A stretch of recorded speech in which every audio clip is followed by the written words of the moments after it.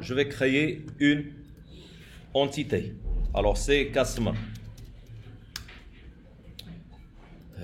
On va prévoir avoir un ID, n'est-ce pas? Il est de type long. Dans le cas d'un customer, d'un client, c'est pas obligé de crypter son ID.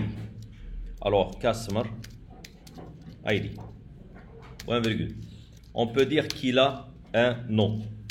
On peut dire first name. Alors first name, on peut avoir aussi last name. Last name.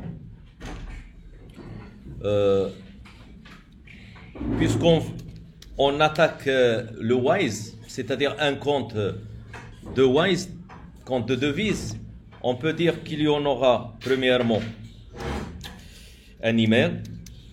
Si vous voulez, vous pouvez ajouter le document pour justifier votre source aussi. Ça exige ceci. Si vous voulez, vous pouvez revenir à ce site. Je ne sais pas si vous avez déjà utilisé ou non. Je vous conseille de le faire. Donc, juste à titre d'inspiration, premièrement. Après, si vous voulez l'utiliser. Alors, il y en a même la conversion entre les devises. Alors, je reviens à notre système. Premièrement, je vais y ajouter entity. Puisque je l'ai ajouté, il cherche l'ID. Voici l'ID. Il sera généré automatiquement, comme on l'a dit, puisqu'il n'y en a pas quelque chose de assez critique. Donc, stratégie, identity. C'est ça. Alors, à votre avis, c'est quand... pourquoi on va établir getter et data, sachant que data, elle contiendra plusieurs annotations. Si on veut se limiter sur les annotations qu'on veut utiliser, ce sera mieux d'utiliser getter, setter, toString, ou ainsi de suite. Donc, ce n'est pas obligatoire d'utiliser directement data. Alors là, je vais ajouter setter. Je vais ajouter aussi constructeur avec argument, constructeur sans argument. Je peux ajouter pour créer le build, pour créer l'objet, j'ajoute le builder. Ici, je vais ajouter toString et c'est fini. Maintenant, je vais y aller dans mon repository. Ça, c'est quelque chose d'assez simple pour vous, puisqu'on l'a utilisé plusieurs fois. Donc, je vais établir customer repository. C'est fait. Donc, il hérite d'après GPA repository. Donc, d'après quel customer? Il y a quelque chose qui cloche? Oui, il y en a quelque chose qui cloche. Je l'ai oublié. Donc, vous m'avez pas... Donc, le premier caractère, il doit être majuscule. C'est fait. Donc, je refais ceci. Customer. Ok, c'est fait. Virgule, long. Ça, c'est la déclaration. Il va être précédé par repository. Concernant le REST controller, je vais avoir une classe que je la nomme customer REST controller. Alors, par défaut, elle sera précédée par REST controller. Si je veux utiliser, on a deux façons à faire, ou plusieurs façons si je veux dire. L'IOC, l'injection de dépendance, je peux utiliser AutoWired ou bien je peux utiliser quoi? Les constructeurs. Donc je vais utiliser maintenant le constructeur. Private, j'utilise maintenant le customer repository. Ça. Donc il me propose ceci et je passe. Pourquoi faire? Pour utiliser getMapping. GetMapping. Donc je vais dire customers.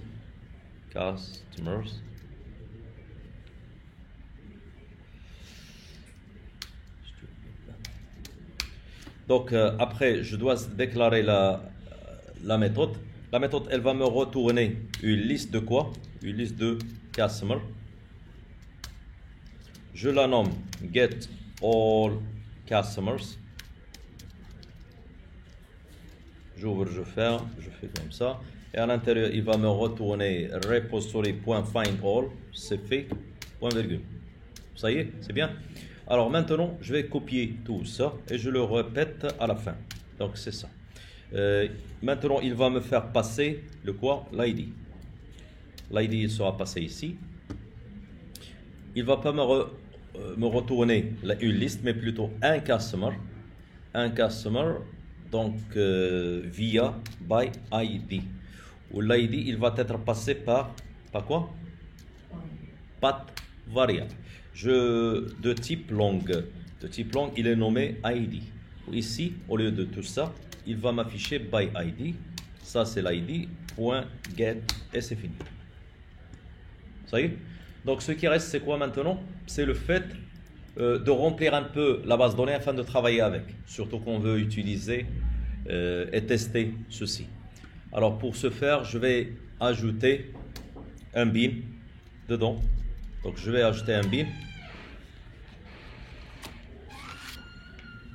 Donc, j'ajoute le bin. Ça y est? Donc, j'ajoute le bin. Je lance le command liner. Et je vais faire passer repository. Customer repository. Puis après, elle va me retourner l'argument. J'ouvre, je ferme. Et là, point virgule.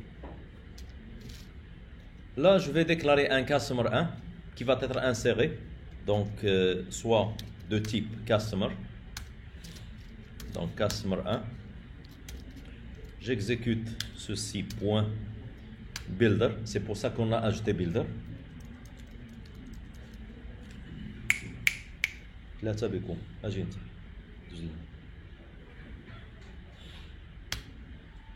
Donc, quelles sont les données? Note. Donc, je vais insérer ceci. Customer ID, ce n'est pas nécessaire. First name, si vous voulez insérer, je vais dire Myriam, par exemple. Deuxièmement, c'est last name. Je vais dire, par exemple, ce nom-là. L'email. Alors, c'est Myriam. @gmail.com. Ce qui reste, c'est quoi? C'est juste d'exécuter repository. Pardon. C'est ça.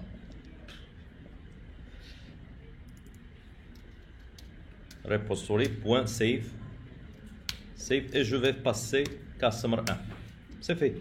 Donc, on va enregistrer ceci. Quoi d'autre? Je vais enregistrer une deuxième personne. Je nomme 2 et 2. Ça, c'est Omar. Ça, c'est, par exemple, quel que soit le nom, pas de problème. Ça, c'est Omar. Et c'est fini. Vous voyez?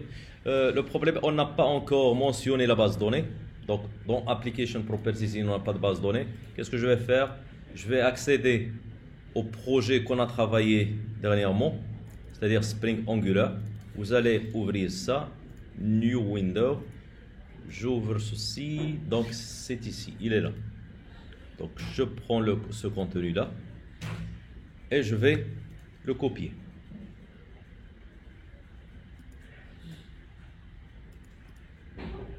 Alors, je le copie ici.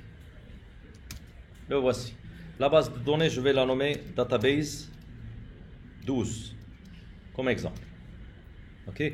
Premièrement, chaque projet, je vais lui affecter un nom. Donc, celui-là, c'est quoi? C'est Customer. Voici le Customer. Customer-service. Je dois lui affecter, ce sera mieux pour ordonner nos microservices. Alors, je vais lui affecter un port. Le port 8081.